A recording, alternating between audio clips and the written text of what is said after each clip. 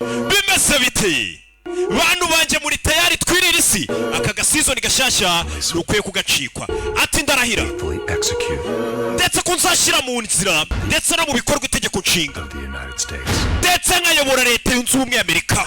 Bimeze bite nimba ushaka kureba perezida wa Amerika na madamu perezida babayeho n'ibibera muri White House by'ibanga tutazi kano gasizoni ugacikwe byose bikarimo.